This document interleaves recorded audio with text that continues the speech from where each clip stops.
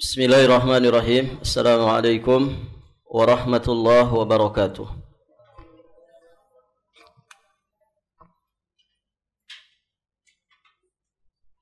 Alhamdulillahilladzi arsala rasulahu bil huda wa dinil haqq liyudhhirahu 'ala ad-dini kullih wa kafa billahi shahida. Asyhadu an la ilaha illallah wahdahu rabbi la syarikalah wa asyhadu anna Muhammadan abduhu wa rasuluh, amma ba'd. Allahumma inna nas'aluka ilman nafi'an wa rizqan tayyiban wa amalan mutaqabbala. Allahumma 'allimna ma yanfa'una wanfa'na bima 'allamtana wazidna min ilmika wa karamika wa judika ya dzal jalali wal ikram. Innaka ala kulli syai'in qadir wa bil ijabati jadir. Para ummahat wa akhwat fillah,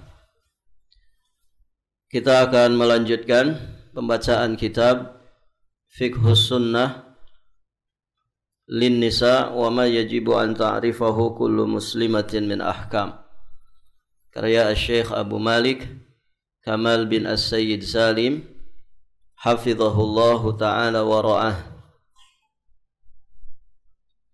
Kita masih di pembahasan adabus siyam.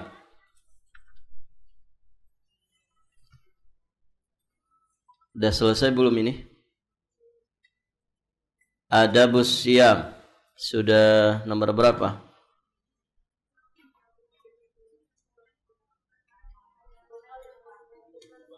Sudah selesai. Umurun tubahu laka fis siyam.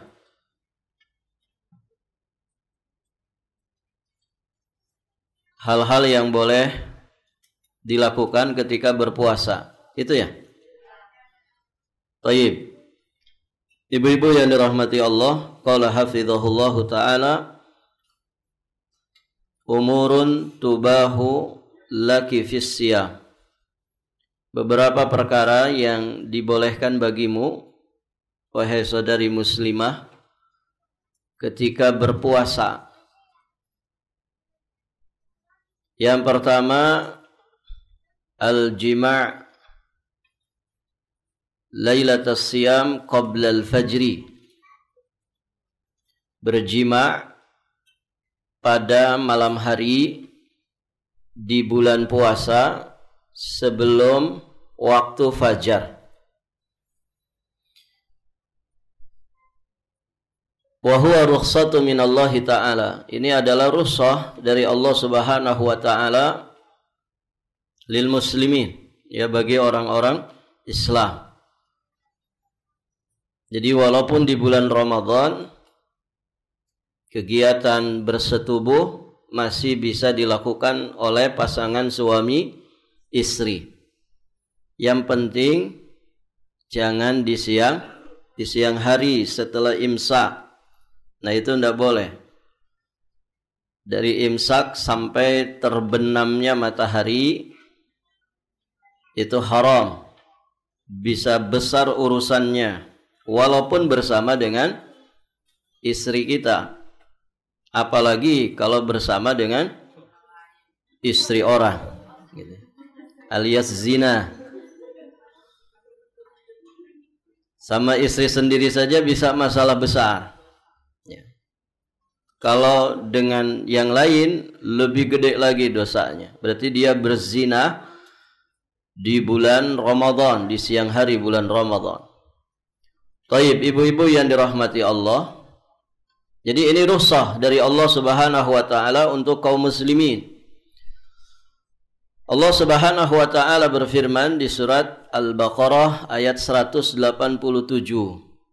Uhilla lakum lailatas siyamir rafathu ila nisaikum. Dihalalkan untuk kalian di malam hari bulan puasa untuk bersetubuh dengan nisaikum, dengan istri kalian. Malam hari, malam itu dari kapan sampai kapan?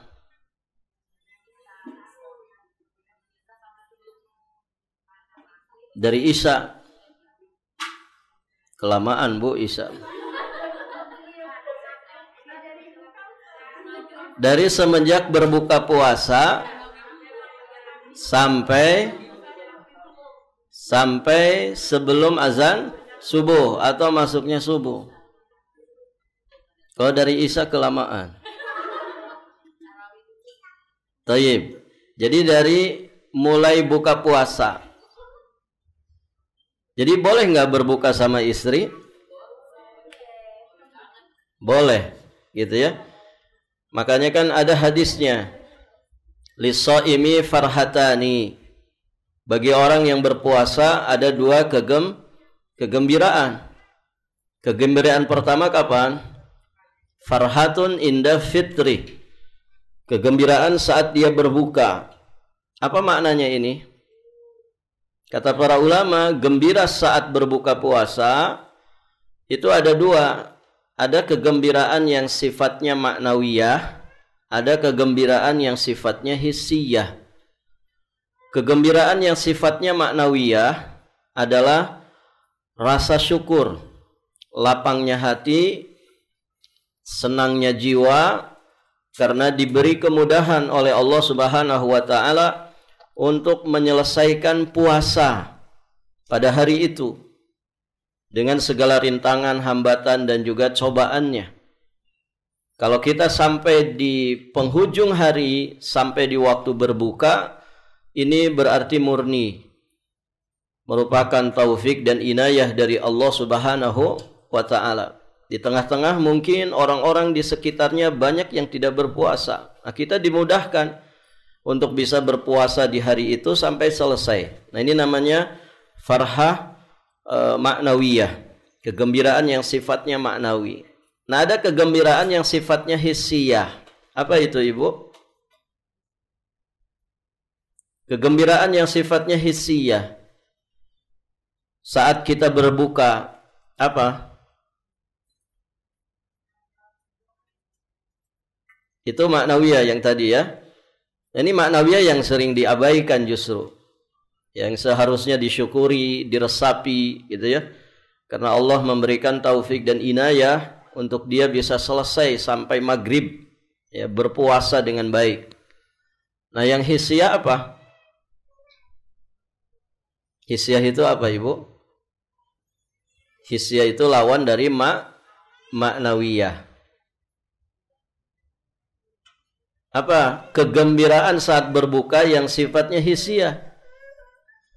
Masa nggak pernah gembira, Ibu?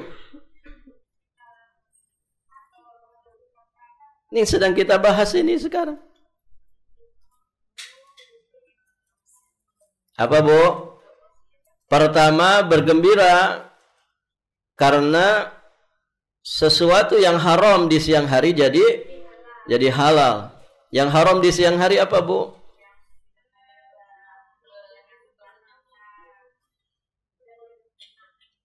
Ya, salah satunya adalah istri kita di siang hari bulan Ramadan haram atau halal?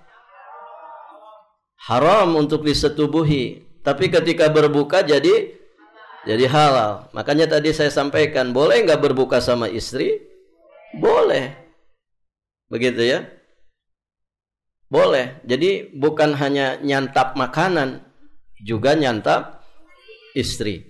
Jadi, itu kegembiraan yang sifatnya hissiyah. Jadi kita gembira dengan makanan-makanan. Masya Allah itu ya. Orang itu berbuka puasa dinanti-nanti. Bagi orang Indonesia itu satu-satunya jadwal yang tidak ngaret. Gak ada ceritanya ngaret untuk buka puasa. Begitu ya. Dia selalu tepat, disiplin. Ya, bahkan 15 menit sebelum buka puasa kolak sudah diaduk, begitu ya. Diputar-putar pakai sendok. Ya. Masya Allah. Nah, itu hissiyah. Jadi kita gembira menyantap santapan buka puasa. Orang kita nyebutnya takjilan. Ya kan? Gembira nggak, Ibu? Gembira, Masya Allah, gitu ya. Sampai kadang sudah dibayang-bayang ya, pada asar aja udah dibayang-bayang. Nanti pokoknya buka puasa es campur, es teler, ya semua disebutin. Padahal sudah 1 teguk air 3 kurma sudah kenyang. Begitu kan? Barakallahu fikum.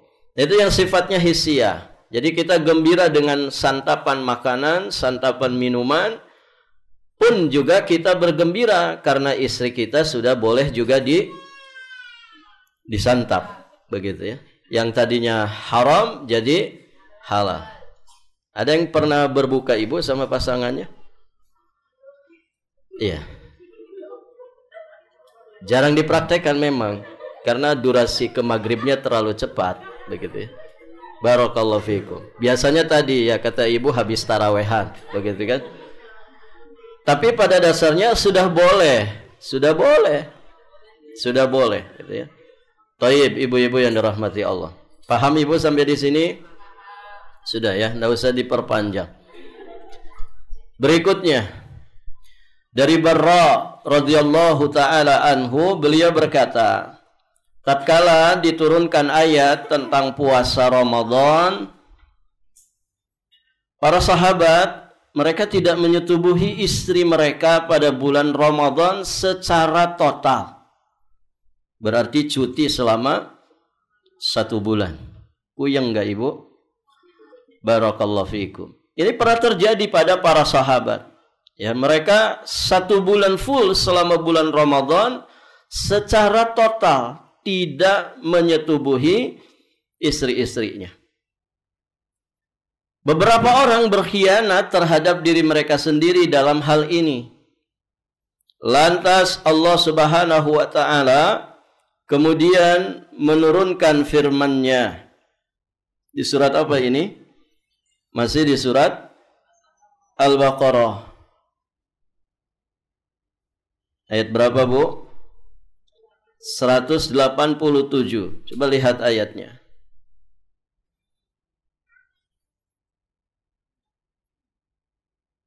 Allah Subhanahu wa taala berfirman, "Uhilla lakum lailatas siyamir rafathu ila nisaikum. Hunna libasul lakum wa antum libasul lahunna. Alimallahu annakum kuntum takhtanuna anfusakum fataba 'alaikum wa 'afa ankum.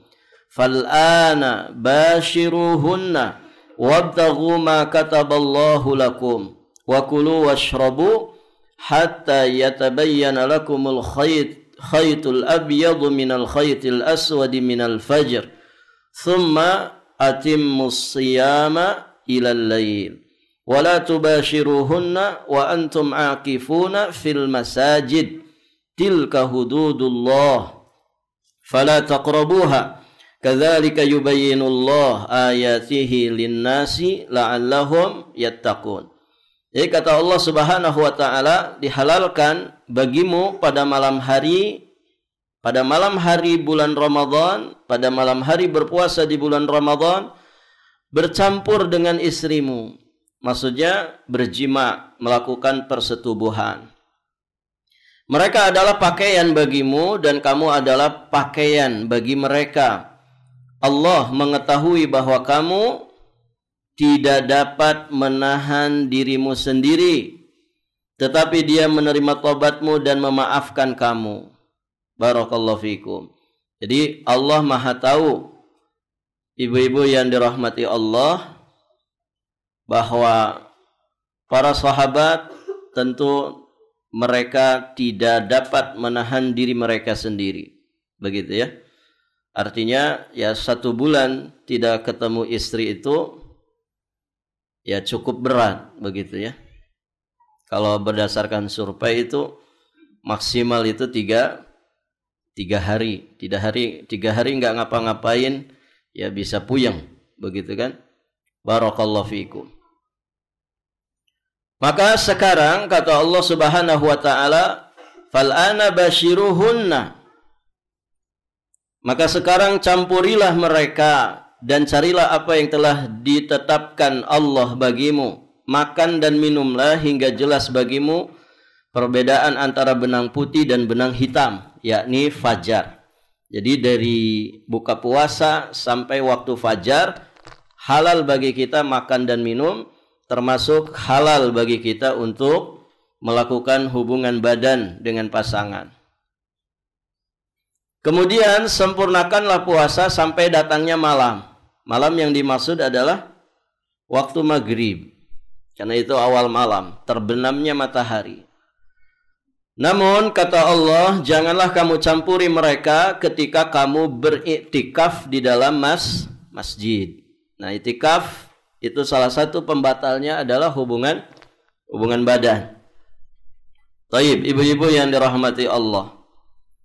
Demikianlah Allah. Itulah ketentuan Allah, maka janganlah kamu mendekatinya. Demikianlah Allah menerangkan ayat-ayatnya kepada manusia agar mereka bertakwa. Taib, ibu-ibu yang dirahmati Allah. Itu ya. Jadi ini ayat menegaskan bahwa ada rukhsah dari Allah Subhanahu wa taala bagi pasangan suami istri untuk melakukan hubungan badan di malam harinya, dari semenjak terbenam matahari sampai terbitnya fajar. Taib, ibu-ibu yang dirahmati Allah. Dan salah satu di antara hikmah berpuasa, ya puasa itu ibu-ibu yang dirahmati Allah, jelas ya, secara kesehatan sangat berpengaruh baik terhadap kesehatan. Jadi puasa itu bisa mendetok ya tubuh kita dari racun-racun yang berbahaya. Makanya kalau puasa kita itu sesuai dengan tuntunan Allah dan Rasulnya, itu biasanya minggu pertama, hari ke-5, hari ke-6 atau hari ke-7, itu tubuh merasakan perubahan karena dia mendetok. Dan seringkali ibu-ibu yang dirahmati Allah menjadikan buang air besar kita mungkin berwarna pekat, hitam, kayak berminyak seperti itu. Itu membuang kotoran-kotoran yang ada di dalam tubuh kita.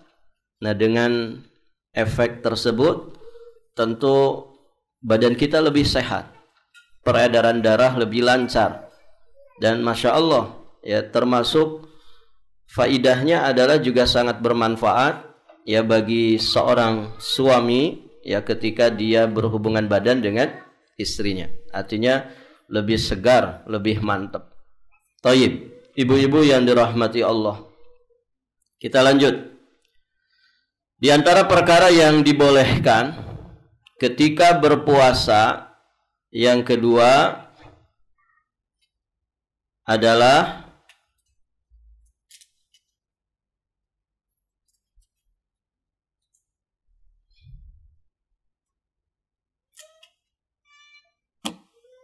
masuk di waktu pagi, masuk di waktu pagi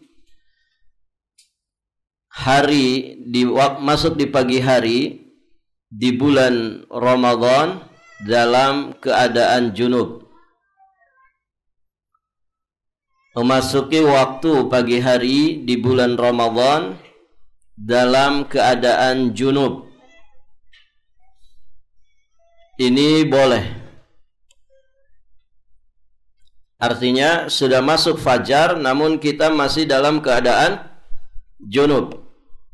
Dari Ibunda Aisyah dan juga dari Ummu Salamah, keduanya berkata radhiyallahu taala anhum,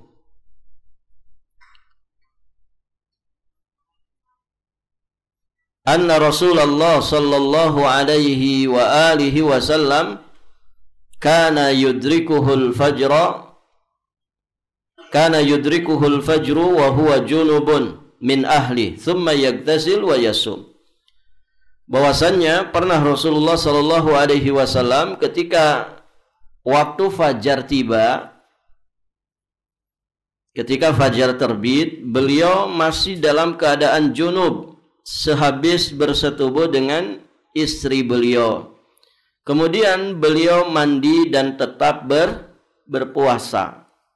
Jadi misalkan habis sahur Habis santap makanan, kemudian santap istri.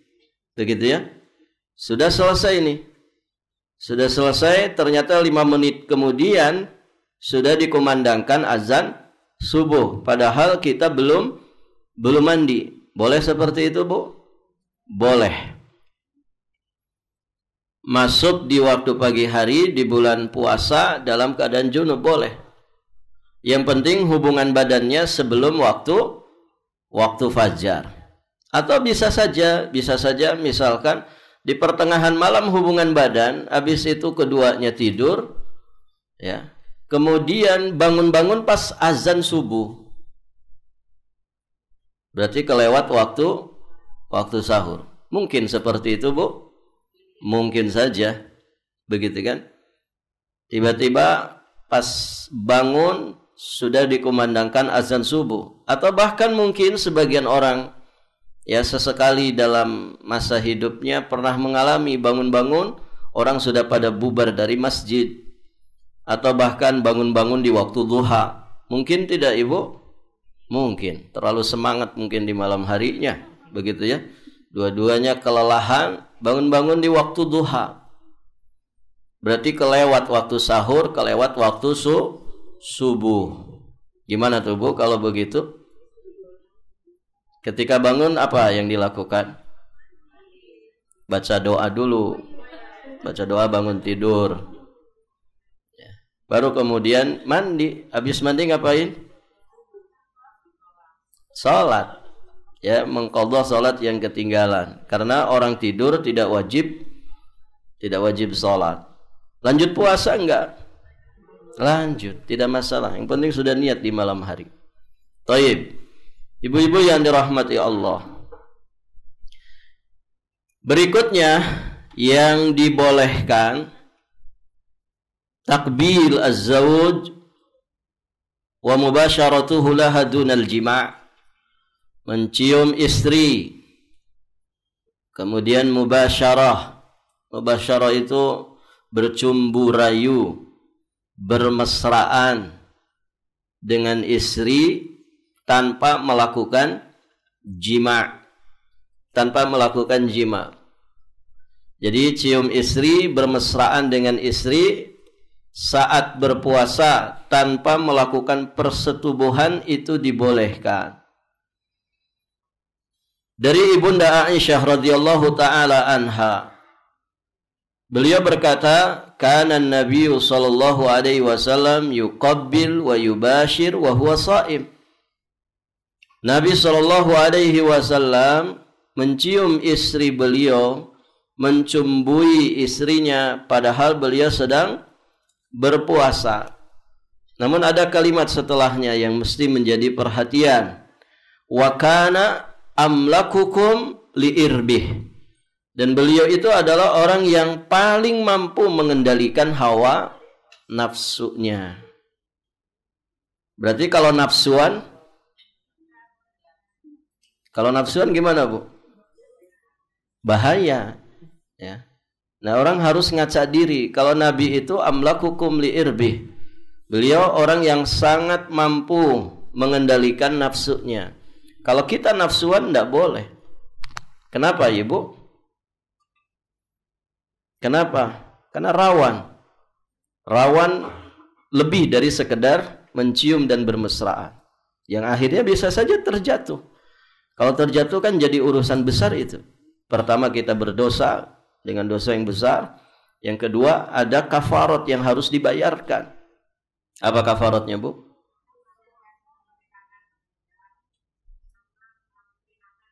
Nah, itu kan. Atau berpuasa 2 bulan berturut-turut. Ya, 1 bulan saja banyak yang nggak bisa. Gitu ya. Bagaimana 2 bulan berturut-turut? Maka perhatikan ini. Kemudian di riwayat yang lain Ibunda Aisyah radhiyallahu taala anha juga mengatakan, kana sallallahu alaihi wasallam yuqabbiluni wa huwa sha'im wa ana sha'imah. Nabi sallallahu alaihi wa alihi wasallam menciumku, padahal saat itu beliau dan juga aku sedang berpuasa. Kedua-duanya berpuasa, tapi Nabi mencium ibunda Aisyah. Ada pelajaran apa di sini, Ibu? Selain terkait dengan puasa. Terkait dengan poin kita di sini jelas, berarti mencium istri, bermesraan dengannya tanpa bersetubuh saat berpuasa atau di bulan Ramadan saat berpuasa itu dibolehkan. Selain itu apa? Pelajarannya di sini menunjukkan apa? Menunjukkan apa, Bu?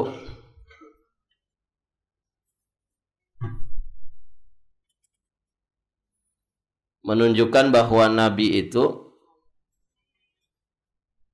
sangat besar cintanya kepada ibunda Aisyah, kepada istri-istrinya, dan itu sudah dinyatakan oleh Nabi ketika ditanya, siapakah orang yang paling kau cintai? Nabi menjawab, Aisyah. Kalau dari laki-laki siapa? Abuha, bapaknya. Siapa bapaknya ibunda Aisyah? Abu Bakar As-Siddiq. Kemudian juga menunjukkan bahwa Nabi itu orangnya romantis. Begitu ya.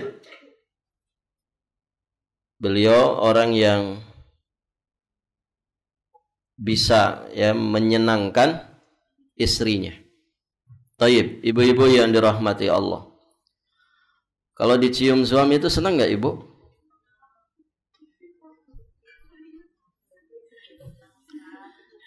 Yang jawab cuma 3 orang.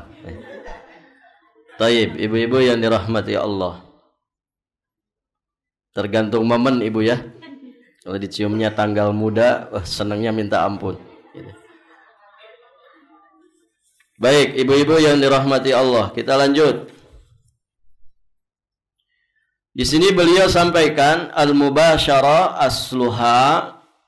Yang namanya mubasyarah itu pada asal maknanya adalah iltiqa al-basyratain, yakni bersentuhan antara dua kulit. Bersentuhan kulit itu namanya mubasyarah, yakni kulit suami dan kulit istri. Adapun tentu yang dimaksud dengan mubasyarah di sini adalah bukan sekedar sentuhan, tapi bermesraan atau bercumbu, namun tidak sampai melakukan persetubuhan. Wa an Masruq qala, dari Masruq beliau berkata, aku bertanya kepada ibunda Aisyah radhiyallahu taala anha, apakah yang boleh dilakukan seorang pria dengan istrinya ketika dia sedang berpuasa? Maka ibunda Aisyah menjawab, kullu syai' ilal jima', segalanya boleh kecuali jima'. Jadi bercumbu rayu boleh, ciuman juga boleh. Yang penting jangan melakukan persetubuhan. Barakallahu fikum. Baik, ibu-ibu yang dirahmati Allah. Di sini beliau memberikan 2 faidah. Yang pertama, apabila seorang suami mencium istrinya atau mencumbuinya, lalu misalkan istrinya mengeluarkan madhi. Tahu madhi, Ibu? Sudah dibahas sebelumnya di bab-bab awal. Madhi itu cairan yang keluar ya saat bercumbu atau saat bermesraan. Dia najis tidak? Najis. Madhi itu najis. Taib. Nah, kalau seorang suami mencium istrinya atau mencumbuinya, lalu istri mengeluarkan madhi, bagaimana urusannya? Fala syai'a 'alaiha. Tidak ada dosa, juga tidak ada kafarat atas dirinya. Artinya tidak mengapa. Namun tentu ada hukum lain. Kalau kemudian madhinya terkena pakaian, maka dia wajib membersihkannya dulu atau mengganti pakaiannya, karena itu najis. Kemudian yang kedua, idza qabbala ar-rajul zawjatahu aw basharaha wa huma sha'imani fa anzala ahaduhuma al-mani faqad aftara wa batala shaumuhu wa alaihi al-qadha. Apabila seorang suami mencium istrinya atau mencumbuinya saat keduanya dalam keadaan berpuasa, lalu salah seorang dari keduanya mengeluarkan air mani, salah satu dari keduanya, maka berarti batal puasanya. Dia telah berbuka dengan itu, batal puasanya, dan dia wajib mengqadha. Wajib bayar kafarat tidak? Wajib bayar kafarat tidak, Ibu? Tidak, karena tidak terjadi jima, tidak terjadi persetubuhan. Maka tidak ada kafarat jima. Yang ada adalah batal puasanya, kemudian dia wajib mengqadha. Wajib mengqadha di hari-hari atau di bulan yang lainnya. Dan tentu selain daripada itu, ya dia mestinya juga beristighfar, bertaubat kepada Allah Subhanahu wa ta'ala. Karena berarti kebablasan. Begitu ya, kebablasan. Makanya tadi kalau memang kitanya nafsuan, ya jangan. Atau misalkan pengantin baru, ya jangan coba-coba, begitu kan? Kalau pengantin lawas mungkin rada bisa nahan, gitu ya. Barakallahu fikum. Tayyib, ibu-ibu yang dirahmati Allah, dan masing-masing orang kan mesti memahami ya keadaan dirinya antara suami dan juga istri. Ya tentu saling mengingatkan. Kalau memang kita tahu pasangan kita itu enggak tahanan, barakallahu fikum, kemudian dia mubasyarah dengan kita di saat puasa, ya diingatkan. Ya, sebelum segala sesuatunya terjadi, begitu. Ya, sabar sampai nanti datang buka puasa, kan tidak lama, Ibu ya. Kita lanjut. Yang dibolehkan juga diantaranya adalah mandi dengan menuangkan air di atas kepala, litabarrud, untuk mendinginkan tubuh, boleh. Kalau cuaca sedang terik, sedang panas, ya untuk mendinginkan tubuh dia mandi, mengguyurkan air ke kepalanya, ya supaya tubuhnya dingin. Ini boleh. Taib, ibu-ibu yang dirahmati Allah. Dan baru saja kita paparkan bahwa ketika fajar tiba, Nabi pernah masih dalam keadaan junub, kemudian mandi dan berpuasa. Jadi mandinya Nabi sudah masuk waktu berpuasa, maka boleh. Kemudian juga salah seorang sahabat Nabi pernah berkata, sungguh aku melihat Rasulullah Shallallahu Alaihi Wasallam di satu daerah, yakni Al-Arju. Beliau menuangkan air di atas kepala beliau, sedangkan ketika itu beliau sedang berpuasa.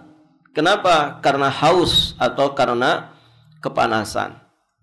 Dan Ramadan disebut Ramadan karena memang ketika itu sedang sangat musim panas. Rombo, panas. Barakallahu fikum. Maka ibu-ibu yang dirahmati Allah, tentu menjadi ujian tersendiri ya bagi kaum muslimin yang ketika Ramadan bertepatan dengan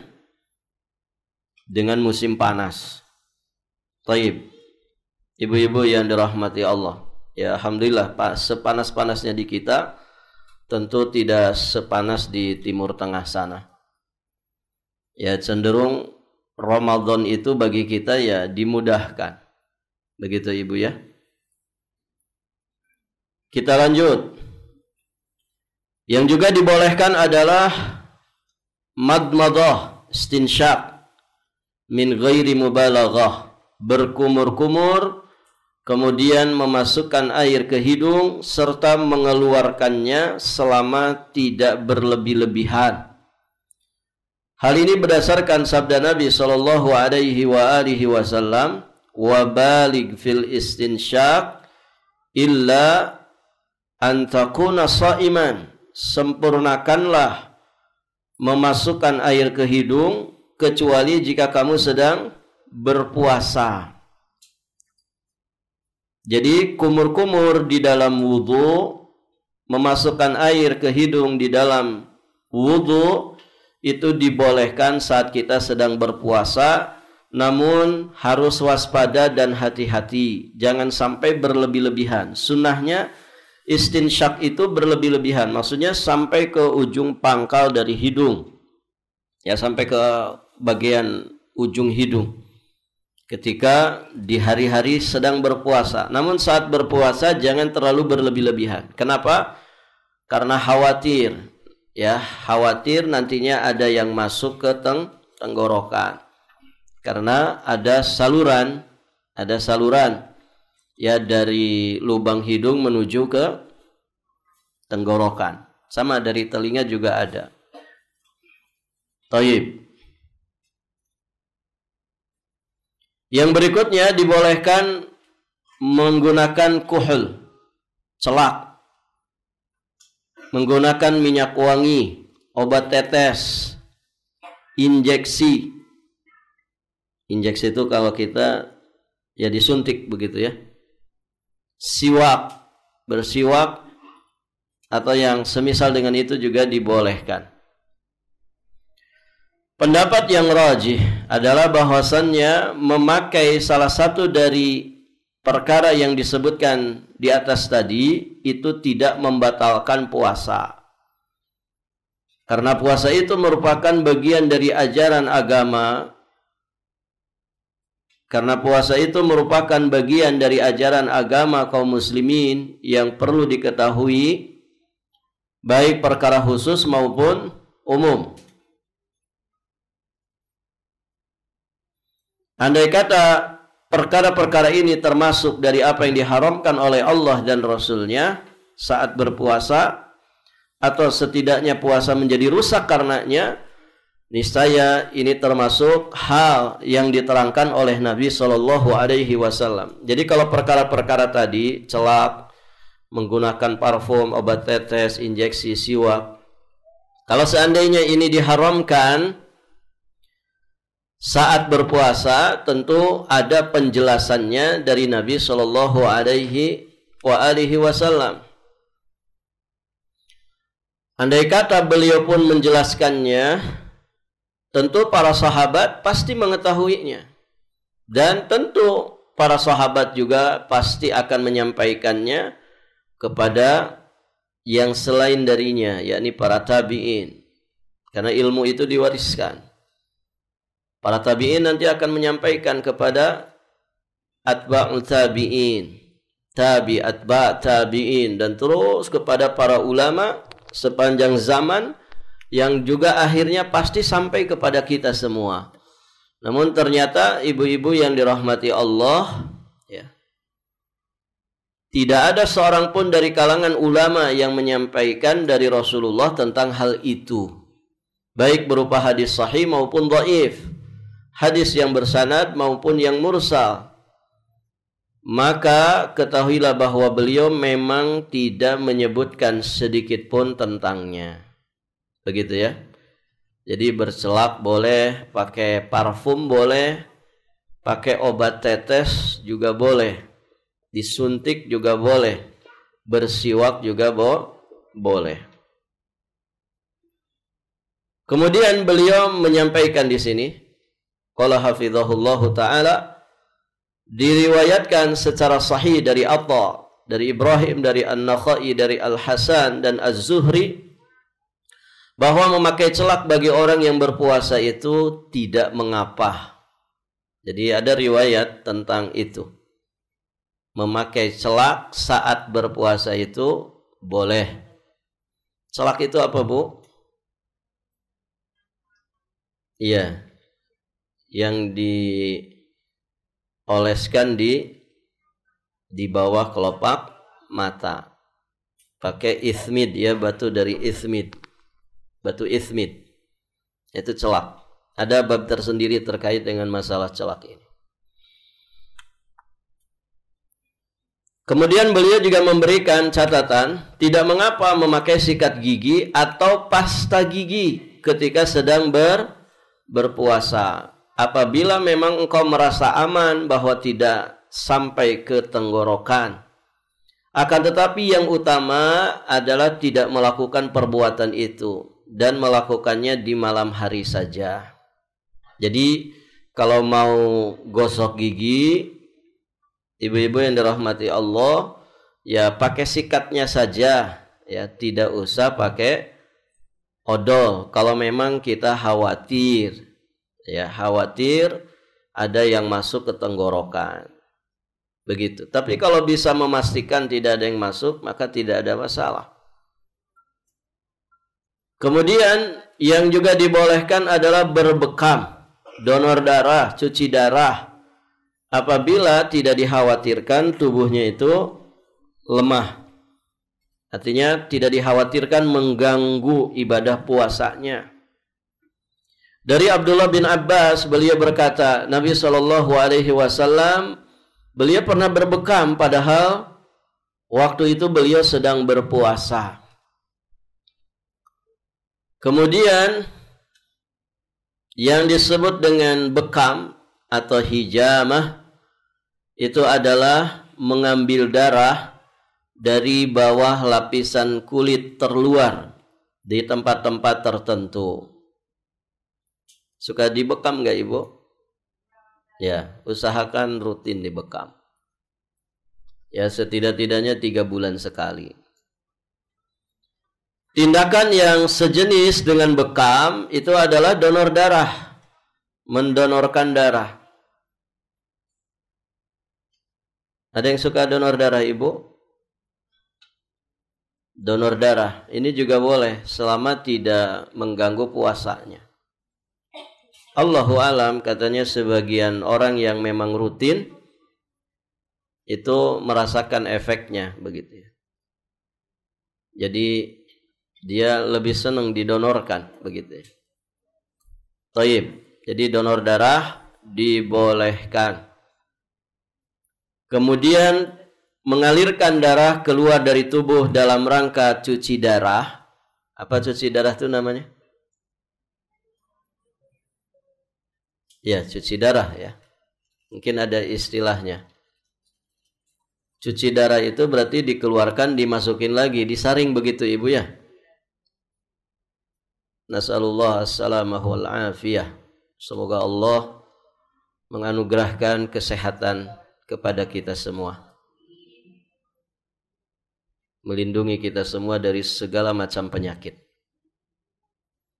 Cuci darah ya. Banyak ya sempat viral kan anak-anak kecil sudah pada cuci darah. Berarti darahnya sudah tidak bisa tersaring secara alami oleh tubuhnya sehingga harus dicuci, disaring manual. Taib, ibu-ibu yang dirahmati Allah, semoga Allah melindungi kita dan juga keluarga kita dari semua macam penyakit, baik penyakit fisik ataupun penyakit hati. Semua tindakan ini, yakni donor darah, kemudian cuci darah, juga diperbolehkan apabila memang diperlukan. Ya.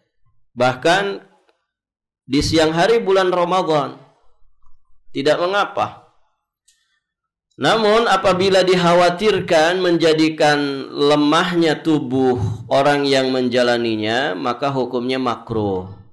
Kalau dia dengan itu lemah, bahkan waliyadzubillah misalkan mengakibatkan madarat yang lebih besar dari itu seperti pingsan misalkan, maka ya tidak boleh, ya dibenci, tidak disukai. Anas bin Malik radhiyallahu taala anhu, beliau pernah ditanya, apakah engkau menganggap makruh berbekam bagi orang sedang berpuasa? Beliau menjawab tidak, kecuali jika dikhawatirkan tubuh menjadi lemah karenanya. Ya, kalau dikhawatirkan tubuh itu menjadi lemah karena berbekam, maka ya jangan berbekam. Taib. Berikutnya yang dibolehkan dalam masalah puasa adalah mencicipi makanan, mengunyahkannya untuk anak selama tidak sampai ke rongga kerongkongannya. Mencicipi makanan atau mengunyahkannya. Masih ada yang suka mengunyahkan makanan untuk anak, Ibu? Kalau orang tua zaman dulu biasa begitu ya. Misalkan makan makanan tertentu ya. Kemudian misalkan terlalu panas, itu biasanya seorang ibu akan memasukkannya dulu ke dalam mulutnya sebelum dia masukkan ke mulut anaknya. Mungkin zaman sekarang sudah jarang orang begitu. Taib, ibu-ibu yang dirahmati Allah. Nah, mencicipi makanan, mengunyahkan makanan untuk anak itu boleh selama tidak sampai ke kerongkongan. Ibu masak, cicipi masakan itu. Boleh, Bu? Boleh. Yang penting jangan ditelan ya. Cicipin oleh ujung lidah, kalau udah kerasa pas bumbunya, maka sudah dilepeh lagi. Taib.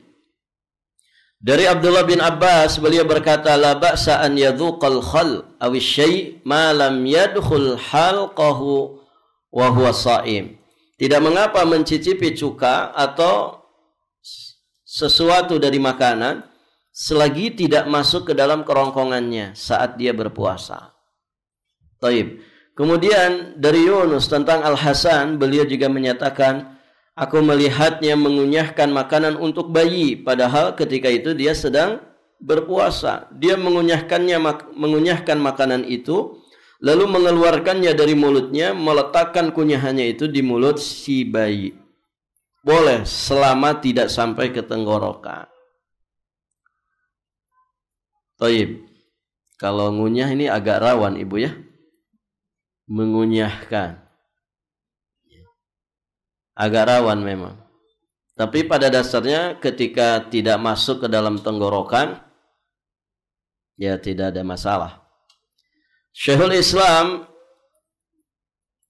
beliau menyatakan wa dzauqut ta'am yukrah li ghairi hajat. Mencicipi makanan bagi orang yang berpuasa hukumnya makruh kalau tidak ada keperluan. Kalau enggak ada hajat, maka jangan cicipin makanan. Yang berhajat itu biasanya siapa? Yang masak. Ya ibu-ibu misalkan. Dia berhajat untuk mencicipi makanannya. Karena kalau salah-salah bumbu kan repot. Ya. Disangka masukin garam, ternyata yang dimasukin gula. Ini kan bisa repot. Kalau ada hajat silahkan. Lakin la yuftiruhu. Akan tetapi hal tersebut tidak membatalkan puasanya. Wa ammalil haja fahuwa kal madmadah.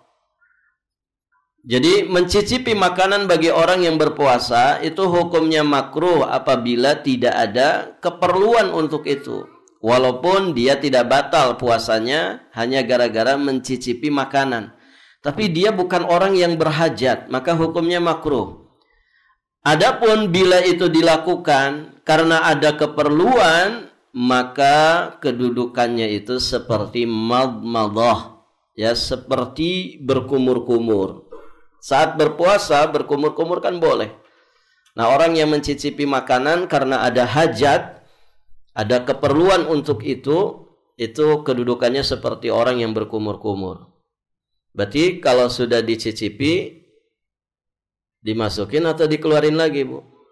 Dikeluarin. Kumur-kumur kan dikeluarin lagi. Taib.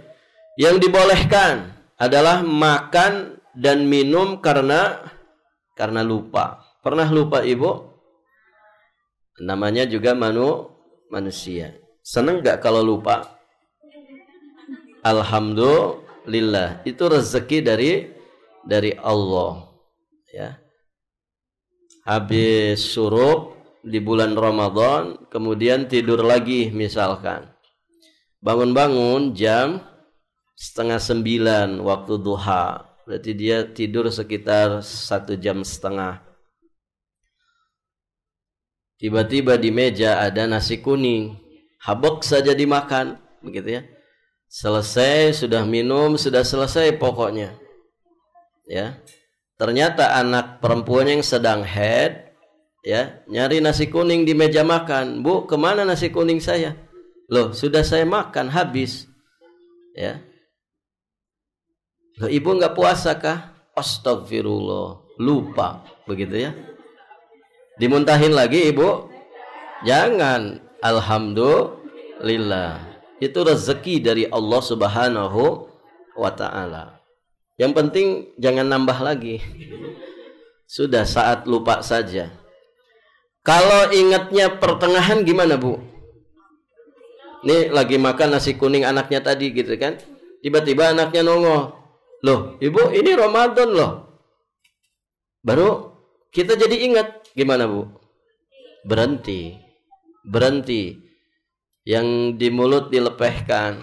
Begitu ya. Yang sisa setengah piring, ya, kasihkan anaknya, jangan dilanjutkan. Ya. Yang lupa itu rezeki dari Allah. Ya. Jangan juga kemudian dia bilang, coba kamu ngasih taunya setelah habis, gitu ya. Berarti rezekinya ya setengah piring. Begitu Ibu ya. Tapi ini bagi yang memang benar-benar lupa, bukan yang pura-pura lupa. Berikutnya, terakhir, muntah secara tidak disengaja. Ini nanti ada penjelasannya di bab berikutnya, insyaallah ta'ala. Muntah tidak disengaja ya tidak apa-apa. Di bulan Ramadan misalkan kita keluar dari rumah, lihat misalkan mohon maaf tai kucing begitu, dengan wujud tertentu begitu. Tiba-tiba ya ibu ngelihatnya mual terus muntah. Ya, itu tidak disengaja, bukan dikodok-kodok ya, dikorek-korek rongga tenggorokannya supaya keluar, tapi itu enggak sengaja ya. Lihat suami muntah begitu kan, misalkan ibu ya tidak sengaja gitu. Taib.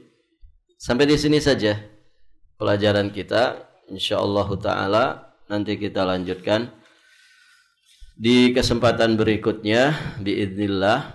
Nanti di pelajaran berikutnya kita akan membahas hal-hal yang membatalkan puasa dan menjadikan orang itu ya, menjadikan orang itu berbuka. Ya, artinya dia harus berbuka. Baik Ibu, sampai di sini kita tutup dengan doa kafaratul majlis. Subhanakallahumma bihamdik, asyhadu an la ilaha illa anta, astaghfiruka wa atubu ilaik. Assalamualaikum warahmatullahi wabarakatuh.